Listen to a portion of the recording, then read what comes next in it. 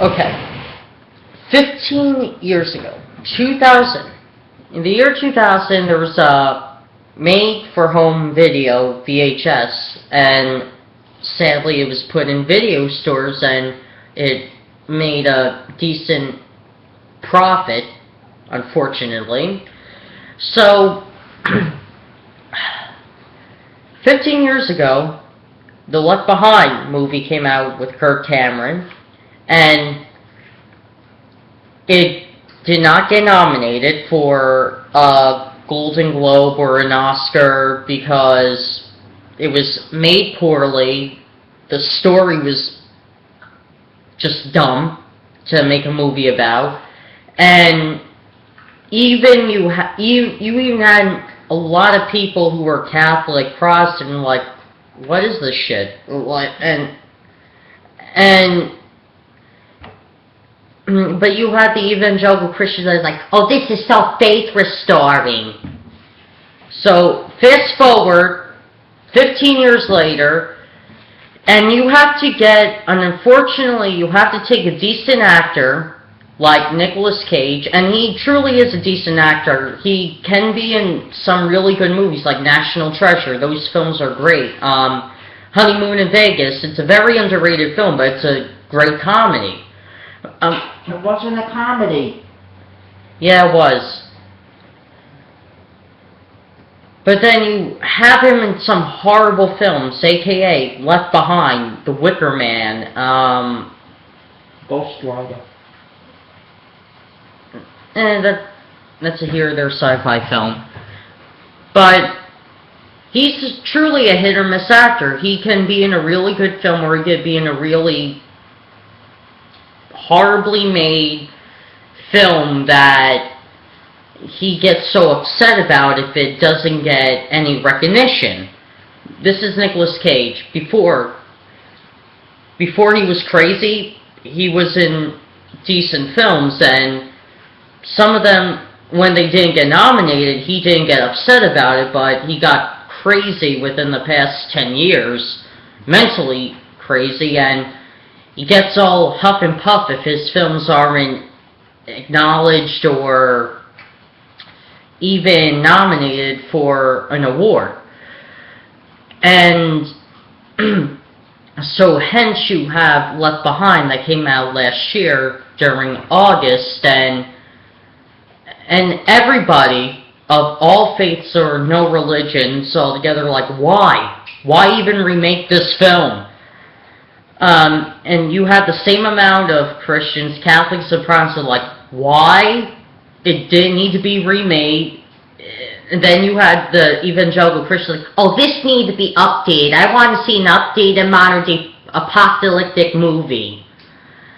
So you have these crazy evangelical Christians paying to see this film, and some of the reviews are outright hilarious. Some of the reviews are, this has a great script, great actors, great setting, fantastically made film. That was just the first review. I pretty much summed it up for you, but it's completely hilarious. One of the reviews was a 5-star review of great family film. Yeah, and that's probably coming from the same person that said about The Passion of the Christ how it was a great family film.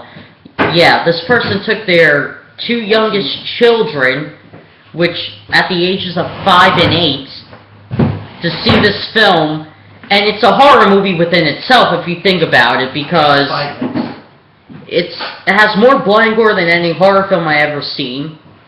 And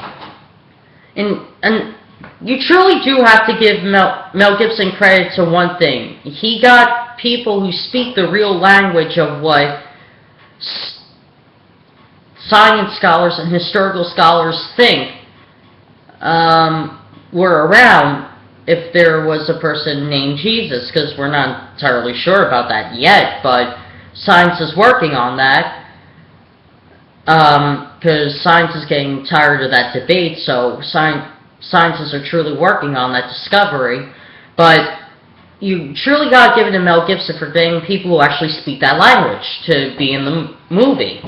That's about where you have to give him credit, but other than that, it's a very blood and gore film. It's, like I said, it's a horror movie within itself. It's, because it's all the horrors of torture and starvation that you wouldn't normally see in any film about Jesus or God. For example, King of Kings doesn't have any blood whatsoever in it. It only has the crucifixion of Jesus Christ. That's about it. But point being,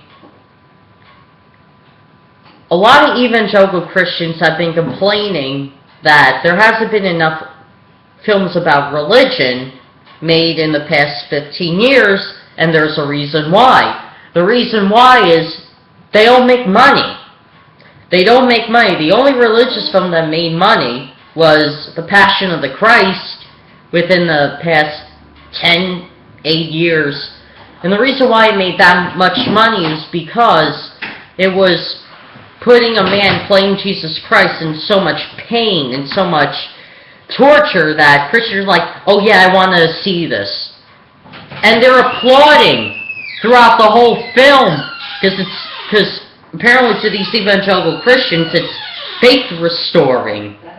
So you're applauding your own Lord and Savior being brutally tortured to death, and you're like, woo! Woo!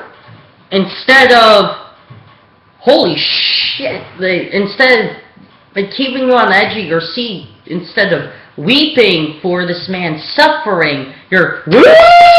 Woo! Throughout the whole film. It's, yeah. Some people's reaction is, you'll applaud through this film. I'm getting off Left Behind. Anyway, so they changed the story around the Left Behind. The original was obviously with Kirk Cameron, and it was a camping adventure, and the rapture happens. This one, Nicolas Cage plays a pilot. This is a revamped version of Left Behind, and he plays a pilot who's cheating on his wife, etc., etc., adultery, all the basic common stuff you expect from a religious film. It was in it. And the daughter doesn't believe, of course. She starts off as an atheist, and then once the rapture is happening, she's like, I proclaim Jesus Christ, my Lord and Savior. And anyway, every religious movie has to have an atheist portrayed badly. So, there was actual negative reviews from actual Christians. Like I said, Catholics and Protestants is like, why did I even fucking see this movie? It was a waste of my money. It was a waste of my time. I could have seen a children's movie and still be bored, but at least I could have saved some of my money. Go figure. So, I didn't need to see Left Behind to know how bad it is. Nicolas Cage, throughout the whole film, is like, oh my god, there's the rapture happening, and I have to stop it by confessing that I'm committing adultery. And throughout the whole film, I mean, come on. I mean, the guy's a decent actor, but don't put him in a half-ass shitty film and expect to get money from it.